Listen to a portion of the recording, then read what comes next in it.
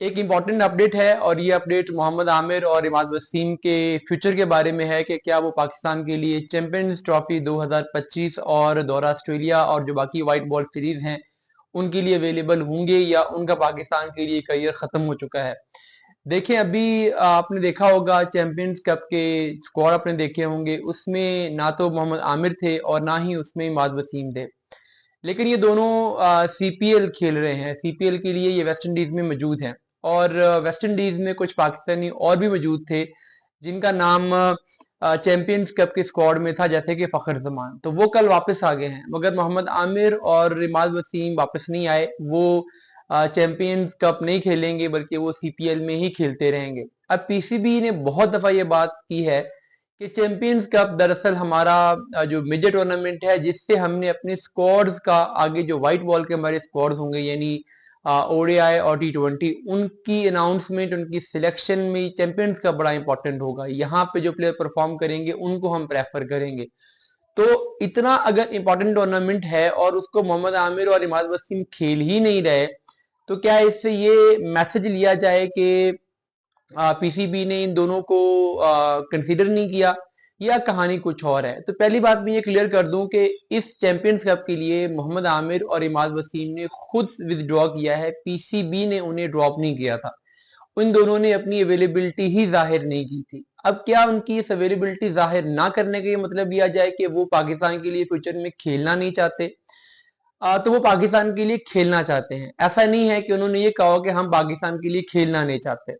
लेकिन मसला ये है कि अब इस वक्त जो पाकिस्तान का सेंट्रल कॉन्ट्रैक्ट की लिस्ट है, उस लिस्ट में मोहम्मद आमिर और इमाद वसीम दोनों ही नहीं है। इमाद वसीम ने पहले सेंट्रल कॉन्ट्रैक्ट को साइन किया था, बाद में उन्होंने रिटायरमेंट लेकर उसको खत्म कर दिया था, और आमिर ने कभी सेंट्रल कॉन्ट्रैक्ट साइन ही नहीं किया।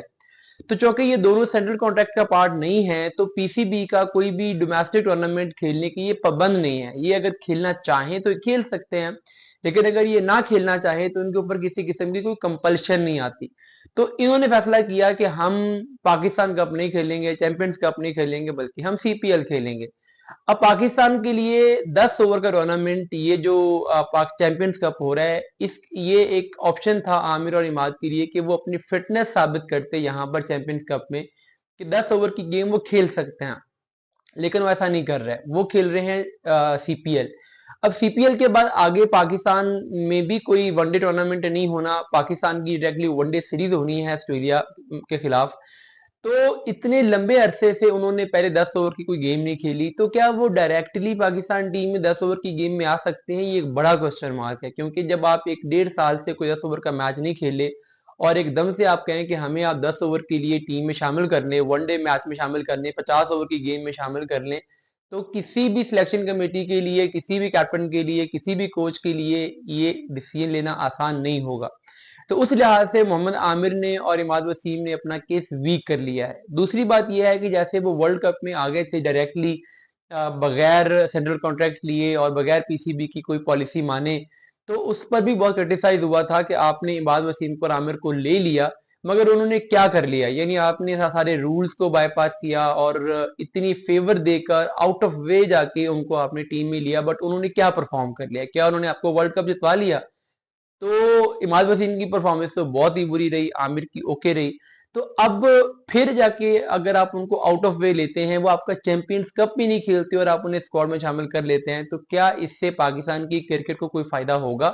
क्या वो वाकई सिलेक्शन डिजर्व करते हैं? क्या वो वाकई 10 ओवर का 50 ओवर का गेम खेल सकते हैं? ये बहुत सारे क्वेश्चन मार्क हैं। उस लिहाज से लगता ऐसे है कि शायद मोहम्मद आमिर और इमाद वसीम के लिए आगे आकर पाकिस्तानी टीम के दरवाजे अब खास करके ओडीआई फॉर्मेट के लिए नहीं खुल सकेंगे।